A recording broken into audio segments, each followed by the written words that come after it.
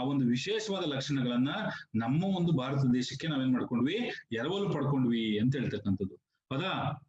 ಅಂದ್ರೆ ಈ ಒಂದು ಮೂಲಭೂತ ಹಕ್ಕುಗಳನ್ನ ಅಮೆರಿಕ ದೇಶದಿಂದ ಎರವಲು ಪಡ್ಕೊಂಡ್ವಿ. ಪಾರ್ಲಿಮೆಂಟರಿ ಫಾರ್ಮ್ ಆಫ್ ಗವರ್ನಮೆಂಟ್ ಅಂತ ಸಂಸದೀಯ ಮಾದರಿ ಸರ್ಕಾರವನ್ನ ನಾವೇನ್ ಮಾಡಿದ್ವಿ, ಬ್ರಿಟನ್ ದೇಶದಿಂದ ಎರವಲನ್ನ ಪಡ್ಕೊಂಡ್ವಿ. ಈ ಒಂದು ಸಂವಿಧಾನದ ತಿದ್ದುಪಡಿಯನ್ನ ಸೌತ್ ಆಫ್ರಿಕನ್ ಕಾನ್ಸ್ಟಿಟ್ಯೂಷನ್ ಇಂದ ಪಡ್ಕೊಂಡ್ವಿ. ಮತ್ತೆ ಹಲವಾರು ಅಂದ್ರೆ ಈ ಒಂದು ರಾಜ್ಯ ನೀತಿ ನಿರ್ದೇಶಕ ತತ್ವಗಳು ಅಂತ ಹೇಳ್ತೀವಿ, ಅದನ್ನು ಕೂಡ ನಾವೆಲ್ಲಿ ಐರ್ಲೆಂಡ್ ದೇಶದಿಂದ ನಾವು ಎರವಲು ಪಡ್ಕೊಂಡ್ವಿ. ಇದೇ ರೀತಿ ಸುಮಾರು ಒಂದು ಲಕ್ಷಣಗಳನ್ನ ನಾವೇನ್ ಮಾಡಿದ್ವಿ, ಅಧ್ಯಯನವನ್ನ ಮಾಡಿ ಅದರಲ್ಲಿರ್ತಕ್ಕಂಥ ವಿಶೇಷತೆಗಳನ್ನ, ಅದರಲ್ಲಿರ್ತಕ್ಕಂಥ ಕೆಲವೊಂದು ನಕಾರಾತ್ಮಕ ಅಂಶಗಳನ್ನ ಹೊರತುಪಡಿಸಿ ನಾವೇನ್ ಮಾಡಿದ್ವಿ, ಕೊನೆಯದಾಗಿ ನಮ್ಮ ದೇಶಕ್ಕೆ ಯಾವ ರೀತಿ ಅಳವಡಿಕೆ ಆಗುತ್ತೆ ಅನ್ನೋದನ್ನ ತಿಳ್ಕೊಂಡು ಕೊನೆಯದಾಗಿ ನಾವೇನ್ ಮಾಡಿದ್ವಿ, ಕೆಲವು ಒಂದು ವಿಶೇಷ ಒಂದು ಅಂಶಗಳನ್ನ ನಾವೇನ್ ಮಾಡ್ಕೊಂಡ್ವಿ, ಎರವಲು ಪಡ್ಕೊಂಡ್ವಿ ಅಂತ ಹೇಳ್ತಕ್ಕಂಥದ್ದು. ಸೊ ಅದಕ್ಕೋಸ್ಕರ ಭಾರತದ ಸಂವಿಧಾನವನ್ನ ಬಾರೋಡ್ ಕಾನ್ಸ್ಟಿಟ್ಯೂಷನ್ ಅಂತೇಳಿ ಕರಿತಕ್ಕಂಥದ್ದು. ನೆಕ್ಸ್ಟ್ ಬರ್ತಕ್ಕಂಥ ಒಂದು ಲಕ್ಷಣ ಯಾವ್ದಪ್ಪ ಅಂತಂದ್ರೆ it's a parliamentary form of government ಅಂತೇಳಿ ಕರಿತಕ್ಕಂಥದ್ದು. ಪಾರ್ಲಿಮೆಂಟರಿ ಫಾರ್ಮ್ ಆಫ್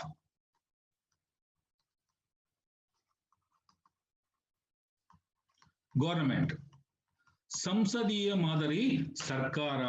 ಏನಪ್ಪಾ ಹಂಗಾದ್ರೆ ಸಂಸದೀಯ ಮಾದರಿ ಸರ್ಕಾರ ಅಂತ ಹೇಳ್ತೀವಿ. ಏನಾಗಾದ್ರೆ ಸಂಸದೀಯ ಮಾದರಿ ಸರ್ಕಾರ ಅಂತಂದ್ರೆ ಏನು ಅಂತಂದ್ರೆ, ಈ ಒಂದು ಭಾರತದ ಅಂದ್ರೆ ಈ ಒಂದು ವ್ಯವಸ್ಥೆಯಲ್ಲಿ ಯಾವ ಒಂದು ಮೂಲ ತತ್ವ ಆಧಾರದ ಮೇಲೆ ಇದು ನಡೆಯುತ್ತಪ್ಪ ಅಂತಂದ್ರೆ, it is a based on principle of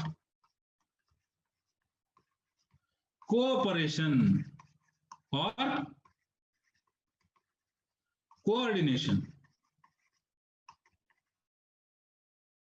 ಪರಸ್ಪರ ಸಹಕಾರ ಮತ್ತು ಸಹಭಾಗಿತ್ವ ಅಂತಕ್ಕಂಥ ಒಂದು ತತ್ವಗಳ ಆಧಾರದ ಮೇಲೆ ಈ ಒಂದು ಸಂಸದೀಯ ಮಾದರಿ ಸರ್ಕಾರ ವ್ಯವಸ್ಥೆ ನಿಂತಿರ್ತಕ್ಕಂಥದ್ದು ಅಂತಾನು ಕೂಡ ಹೇಳ್ತೀವಿ. ಅಂದ್ರೆ ಏನಪ್ಪಾ ಹಾಗಂದ್ರೆ ಅಂತಂದ್ರೆ, ಇಲ್ಲಿ ಶಾಸಕಾಂಗ ಮತ್ತು ಕಾರ್ಯಾಂಗದ ನಡುವೆ ಪರಸ್ಪರ ಸಹಕಾರದ ಒಂದು ಸಹಕಾರದ ಒಂದು ಮನೋಭಾವದಲ್ಲಿ ಸಾಕ್ತಕ್ಕಂಥದ್ದು ಅಂತ ಹೇಳ್ತೀವಿ. ಹೌದಾ?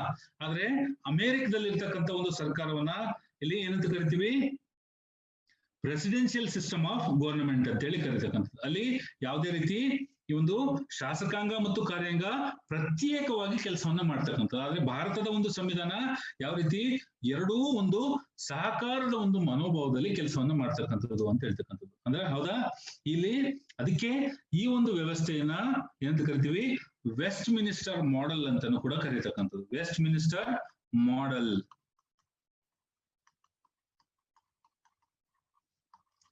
ಏನಪ್ಪಾ ವೆಸ್ಟ್ ಮಿನಿಸ್ಟರ್ ಮಾಡೆಲ್ ಅಂತಂದ್ರೆ, it is a place located in London. So ಆ ಒಂದು ವೆಸ್ಟ್ ಮಿನಿಸ್ಟರ್ ಅಂತಕ್ಕಂಥ ಒಂದು ಜಾಗದಲ್ಲಿ ಭಾರತದ ಅಥವಾ ಬ್ರಿಟಿಷ್ ಪಾರ್ಲಿಮೆಂಟ್ ಅಲ್ಲಿ ಇರೋದ್ರಿಂದ ಇದನ್ನ ಏನಂತ ಕರಿತೀವಿ, ವೆಸ್ಟ್ ಮಿನಿಸ್ಟರ್ ಮಾಡೆಲ್ ಅಂತಾನು ಕರೀತಕ್ಕಂಥದ್ದು. ಹೌದಾ? ಈ ಒಂದು ವೆಸ್ಟ್ ಮಿನಿಸ್ಟರ್ ಮಾದರಿ ಅಂತಕ್ಕಂಥದನ್ನ ನಾವು ಪಾರ್ಲಿಮೆಂಟರಿ ಫಾರ್ಮ್ ಆಫ್ ಗವರ್ನಮೆಂಟ್ ಅಂತಾನು ಕೂಡ ನಾವು ಕರಿಬಹುದು, ಅಥವಾ ಇಟ್ಸ್ ಎ ರೆಸ್ಪಾನ್ಸಿಬಲ್ ಗವರ್ನಮೆಂಟ್ ಅಥವಾ ಕ್ಯಾಬಿನೆಟ್ ಗವರ್ನಮೆಂಟ್ ಅಂತ ಕೂಡ ನಾವು ಕರಿತಕ್ಕಂಥದ್ದು. ಇಲ್ಲೇನಾಗುತ್ತೆ, ಇಲ್ಲಿ ಭಾರತದ ಒಂದು ಪ್ರಧಾನಿ ಏನಾಗಿರ್ತಾನೆ, ಪ್ರಧಾನವಾದ ಒಂದು ಕಾರ್ಯವನ್ನ ಒಳಗೊಂಡಿರ್ತಾನೆ ಅಂತ ಹೇಳ್ತಾರೆ. ಅಂದ್ರೆ ಈ place pivotal role in the government. ಅಂದ್ರೆ ಭಾರತದ ಪ್ರಧಾನಿ ಬಹಳ ಒಂದು ಪ್ರಮುಖವಾದ ಪಾತ್ರವನ್ನ ವಹಿಸ್ತಾನೆ.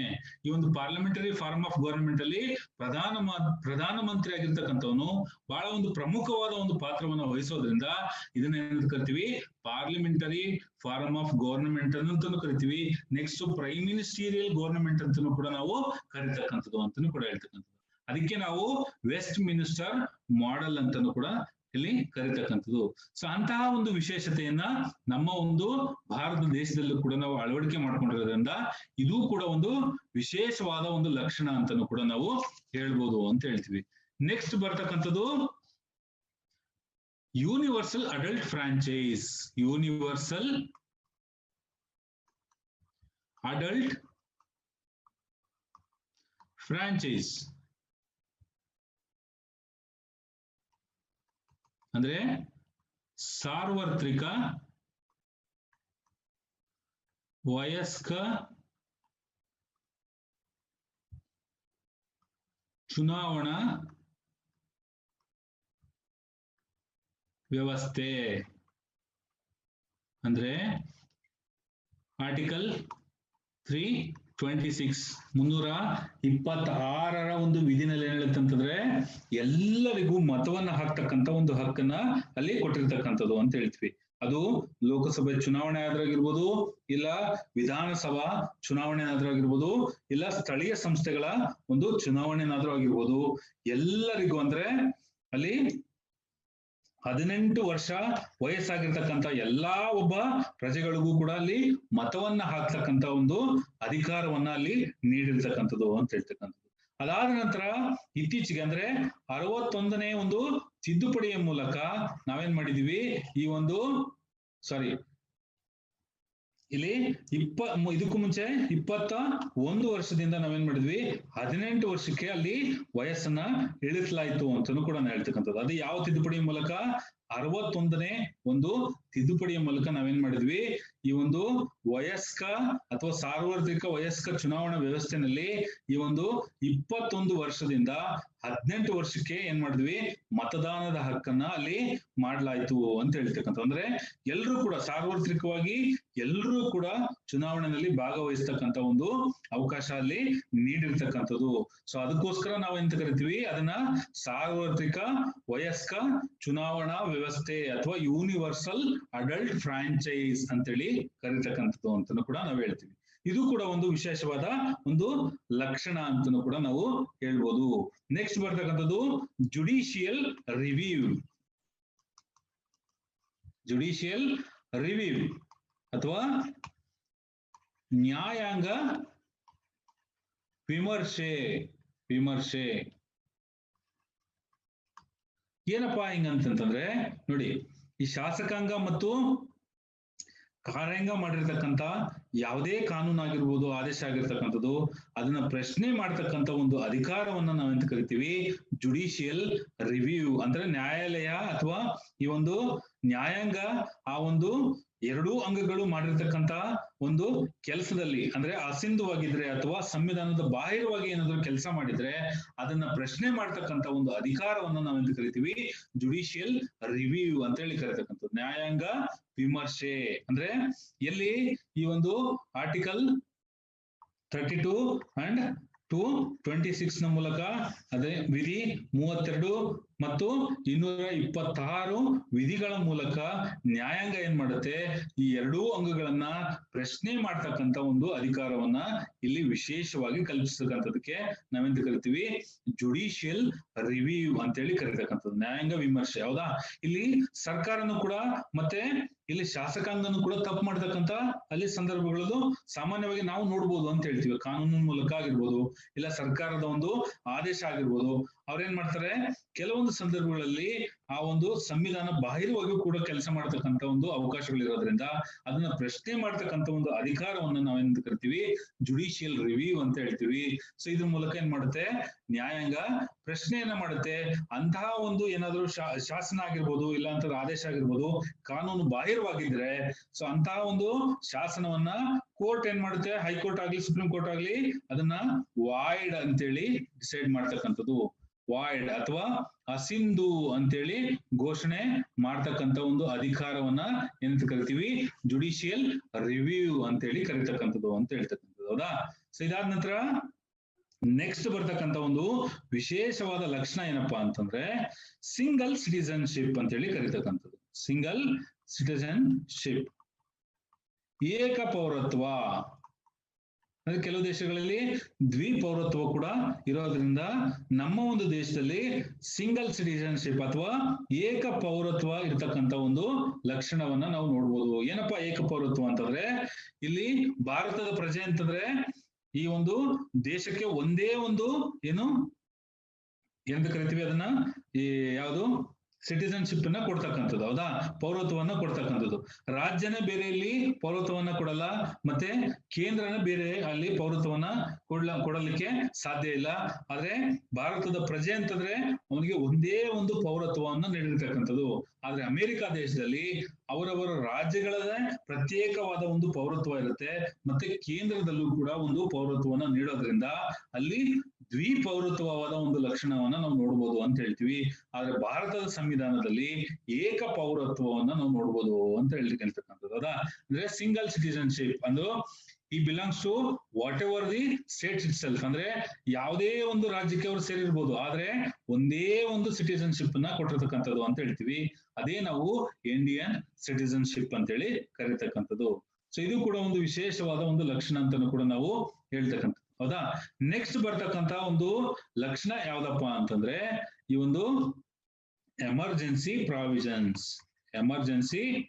ಎಮರ್ಜೆನ್ಸಿ ಪ್ರಾವಿಷನ್ಸ್ ಅಥವಾ ತುರ್ತು ಪರಿಸ್ಥಿತಿ ಸಂದರ್ಭಗಳು ಅಂತೇಳಿ ಕರೀತಕ್ಕಂಥದ್ದು. ತುರ್ತು ಪರಿಸ್ಥಿತಿ ಸಂದರ್ಭಗಳು, ಎಮರ್ಜೆನ್ಸಿ ಪ್ರಾವಿಷನ್ಸ್. ಅಥವಾ ನೋಡಿ, ಸಾಧಾರಣ ಸಂದರ್ಭದಲ್ಲಿ ಕೇಂದ್ರ ಸರ್ಕಾರ ಏನ್ ಮಾಡ್ತಿರುತ್ತೆ, ತನ್ನದೇ ಆದ ಒಂದು ಪರಿಧಿನಲ್ಲಿ ಕೆಲಸವನ್ನ ಮಾಡ್ತಿರುತ್ತೆ. ರಾಜ್ಯ ಸರ್ಕಾರನು ಕೂಡ ತನ್ನದೇ ಆದ ಪರಿಧಿನಲ್ಲಿ ಸಂವಿಧಾನದ ಅಡಿನಲ್ಲಿ ಕೆಲಸವನ್ನ ಮಾಡ್ತಿರುತ್ತೆ. ಆದ್ರೆ ಈ ಒಂದು ತುರ್ತು ಪರಿಸ್ಥಿತಿ ಬಂದಾಗ, ಅಂದ್ರೆ ದೇಶಕ್ಕೆ ಏನಾದ್ರೂ ಆಪತ್ತು ಬಂದಾಗ, ದೇಶದ ರಕ್ಷಣೆಗೆ ಏನಾದ್ರೂ ಧಕ್ಕೆ ಬಂದಾಗ, ಈ ಒಂದು ಎಮರ್ಜೆನ್ಸಿ ಪ್ರಾವಿಷನ್ಸ್ ಅಥವಾ ತುರ್ತು ಪರಿಸ್ಥಿತಿಯ ಸಂದರ್ಭದಲ್ಲಿ ಅಲ್ಲಿ ಕೇಂದ್ರ ಸರ್ಕಾರ ಎಂತಹ ಒಂದು ಏನು ಅಧಿಕಾರವನ್ನು ಒಳಗೊಂಡಿರ್ತಕ್ಕಂಥದ್ದು ಇಲ್ಲಿ ನೋಡ್ಬೋದು ಅಂತ ಹೇಳ್ತಕ್ಕಂಥದ್ದು, ಹೌದಾ. ಇದನ್ನ ಪ್ರಧಾನವಾಗಿ 3 ರೀತಿಯಲ್ಲಿ ನಾವು ನೋಡ್ಬೋದು ಅಂತ ಹೇಳ್ತೀವಿ. ಮೊದಲನೇ ಒಂದು ವಿಧ ಯಾವ್ದಪ್ಪ ಅಂತಂದ್ರೆ ಇಟ್ಸ್ ಎ ನ್ಯಾಷನಲ್ ಎಮರ್ಜೆನ್ಸಿ ಅಂತ ಹೇಳ್ತೀವಿ. ನ್ಯಾಷನಲ್ ಎಮರ್ಜೆನ್ಸಿ, ರಾಷ್ಟ್ರೀಯ ತುರ್ತು ಪರಿಸ್ಥಿತಿ ಅಂತ ಹೇಳ್ತಕ್ಕಂಥದ್ದು. ಇದು ವಿಧಿ 352ರಲ್ಲಿ ನೋಡ್ತಕ್ಕಂಥದ್ದು. 352ನೇ ವಿಧಿ ಏನಪ್ಪಾ ಹೇಳ್ತಂತಂದ್ರೆ ರಾಷ್ಟ್ರೀಯ ತುರ್ತು ಪರಿಸ್ಥಿತಿ ಅಂತ ಹೇಳ್ತಕ್ಕಂಥದ್ದು. ಏನಪ್ಪಾ ಅಂತಂದ್ರೆ ಯಾವ್ದಾದ್ರೂ ದೇಶ ನಮ್ಮ ಒಂದು ದೇಶದ ಮೇಲೆ ಅತಿಕ್ರಮಣ ಮಾಡಿದಾಗ ಅಥವಾ ಯುದ್ಧವನ್ನ ಘೋಷಣೆ ಮಾಡಿದಾಗ, ಇಲ್ಲಂತಂದ್ರೆ ಆಂತರಿಕ ಗಲಭೆಯನ್ನ ಏನಾದ್ರೂ ಸೃಷ್ಟಿ ಮಾಡಿದಾಗ ಅಲ್ಲೇನಾಗುತ್ತೆ, ಈ ಒಂದು ತುರ್ತು ಪರಿಸ್ಥಿತಿಯನ್ನ ಯಾರು ಘೋಷಣೆ ಮಾಡ್ತಾರೆ, ರಾಷ್ಟ್ರಪತಿಗಳು ಘೋಷಣೆಯನ್ನ ಮಾಡ್ತಕ್ಕಂಥದ್ದು. ಅಂತಹ ಒಂದು ತುರ್ತು ಪರಿಸ್ಥಿತಿನ ಏನಂತ ಕರಿತೀವಿ, ರಾಷ್ಟ್ರೀಯ ತುರ್ತು ಪರಿಸ್ಥಿತಿ. ಅಂದ್ರೆ ದೇಶಕ್ಕೆ ಏನಾದ್ರೂ ಒಂದು ತುರ್ತು ಪರಿಸ್ಥಿತಿ ಬಂದಾಗ ಇಟ್ಸ್ ಎ ಅಬ್ನಾರ್ಮಲ್ ಸಿಚುವೇಶನ್ ಅಂತ ಹೇಳ್ತೀವಿ. ಅದ ಅಸಾಂದರ್ಭಿಕ ಒಂದು ಸಂದರ್ಭ ಅಲ್ಲಿ ಒದಗಿ ಬಂದಾಗ ಏನ್ ಮಾಡ್ತಾರೆ, ರಾಷ್ಟ್ರಪತಿಗಳು ಈ ಒಂದು ತುರ್ತು ಪರಿಸ್ಥಿತಿಯನ್ನ ಘೋಷಣೆ ಮಾಡತಕ್ಕಂಥದ್ದು. ಯಾವ ಒಂದು ವಿಧಿಗಳ ಕೆಳಗಡೆ, 352ನೇ ವಿಧಿಯ ಕೆಳಗಡೆ ಅಲ್ಲಿ ಘೋಷಣೆಯನ್ನ ಮಾಡ್ತಕ್ಕಂಥದ್ದು ಅಂತ ಹೇಳ್ತೀವಿ. ನೆಕ್ಸ್ಟ್ ಬರ್ತಕ್ಕಂತ ಒಂದು ತುರ್ತು ಪರಿಸ್ಥಿತಿ ಯಾವ್ದಪ್ಪ ಅಂತಂದ್ರೆ ಸ್ಟೇಟ್ ಎಮರ್ಜೆನ್ಸಿ ಅಥವಾ ಪ್ರೆಸಿಡೆನ್ಷಿಯಲ್ ರೂಲ್ ಅಂತೇಳಿ ಕರಿತಕ್ಕಂಥದ್ದು. ಪ್ರೆಸಿಡೆನ್ಷಿಯಲ್ ರೂಲ್ ಅಂತೇಳಿ ಕರಿತಕ್ಕಂಥದ್ದು. ಇದು 356 ಮತ್ತೆ 365ನೇ ವಿಧಿಗಳಲ್ಲಿ ನಾವು ನೋಡ್ಬೋದು ಅಂತ ಹೇಳ್ತೀವಿ. ಇದು ಒಂದು ರೀತಿಯ ತುರ್ತು ಪರಿಸ್ಥಿತಿ ಅಂತ ಹೇಳ್ತೀವಿ.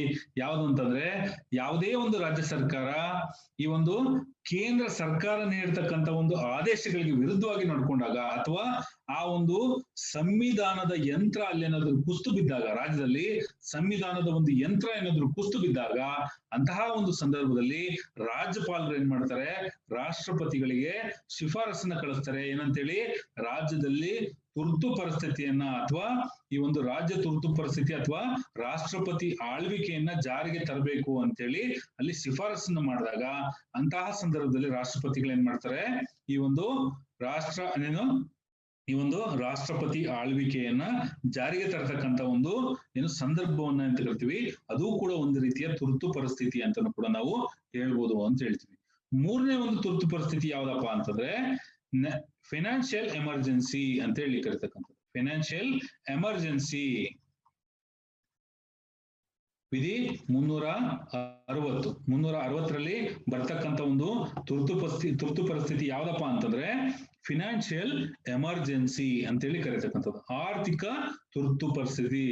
ದೇಶದ ಒಂದು ಆರ್ಥಿಕತೆಗೆ ಏನಾದ್ರೂ ಧಕ್ಕೆ ಉಂಟಾದಾಗ ಅಥವಾ ದೇಶದ ಒಂದು ಆರ್ಥಿಕತೆಯಲ್ಲಿ ಏನಾದ್ರೂ ಸ್ಥಗಿತತೆ ಉಂಟಾದಾಗ, ಅಸ್ಥಿರತೆ ಉಂಟಾದಾಗ, ಆ ಸಂದರ್ಭದಲ್ಲಿ ರಾಷ್ಟ್ರಪತಿಗಳು ಏನ್ ಮಾಡ್ಬೋದು, ತುರ್ತು ಪರಿಸ್ಥಿತಿಯನ್ನ ಘೋಷಣೆ ಮಾಡ್ಬೋದು ಅಂತ ಹೇಳ್ತೀವಿ. ಸೊ ಅದನ್ನೇ ಅಂತ ಕರಿತೀವಿ ಫೈನಾನ್ಷಿಯಲ್ ಎಮರ್ಜೆನ್ಸಿ ಅಥವಾ ಆರ್ಥಿಕ ತುರ್ತು ಪರಿಸ್ಥಿತಿ ಅಂತೇಳಿ ಘೋಷಣೆ ಮಾಡ್ತಕ್ಕಂಥದ್ದು, ಹೌದಾ. ಸೊ ಈ ಒಂದು 3 ರೀತಿಯ ಒಂದು ತುರ್ತು ಪರಿಸ್ಥಿತಿಗಳನ್ನ ನಾವು ಸಾಧಾರಣವಾಗಿ ನಮ್ಮ ದೇಶದಲ್ಲಿ ನೋಡ್ಬೋದು ಅಂತ ಹೇಳ್ತೀವಿ.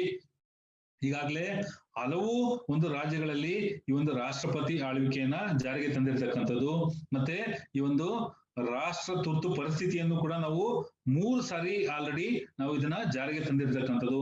ಇಲ್ಲಿವರೆಗೂ ಕೂಡ ನಾವು ಯಾವುದೇ ರೀತಿಯ ಆರ್ಥಿಕ ತುರ್ತು ಪರಿಸ್ಥಿತಿಯನ್ನ ಜಾರಿಗೆ ತಂದಿಲ್ಲ. ಆಗಿರೋದ್ರಿಂದ ಹಲವು ಸಂದರ್ಭಗಳಲ್ಲಿ ರಾಷ್ಟ್ರಪತಿಗಳು ಏನ್ ಮಾಡ್ತಾರೆ, ದೇಶದ ಒಂದು ಭದ್ರತೆಯನ್ನ, ರಾಷ್ಟ್ರದ ಒಂದು ರಕ್ಷಣೆಯನ್ನ ಮಾಡೋದಕ್ಕೋಸ್ಕರ ಏನ್ ಮಾಡ್ತಾರೆ, ಈ ಒಂದು ತುರ್ತು ಪರಿಸ್ಥಿತಿಯ ಉಪಬಂಧಗಳನ್ನ ಅಲ್ಲಿ ಬಳಸ್ಕೊಳ್ತಾರೆ ಅಂತ ಕೂಡ ನಾವು ಹೇಳ್ಬೋದು. ಸೊ ಅದಕ್ಕೋಸ್ಕರ ಇದು ಕೂಡ ಒಂದು ದೇಶದ ಒಂದು ಸಂವಿಧಾನದ ಒಂದು ವಿಶೇಷತೆ ಅಂತಾನು ಕೂಡ ನಾವು ಹೇಳ್ಬೋದು ಅಂತ ಹೇಳ್ತೀವಿ. ಹೌದಾ? ಇದು ಕೂಡ ಒಂದು ವಿಶೇಷವಾದ ಒಂದು ಲಕ್ಷಣ ಅಂತಾನು ಕೂಡ ನಾವು ಹೇಳ್ಬೋದು ಅಂತ ಹೇಳ್ತೀವಿ.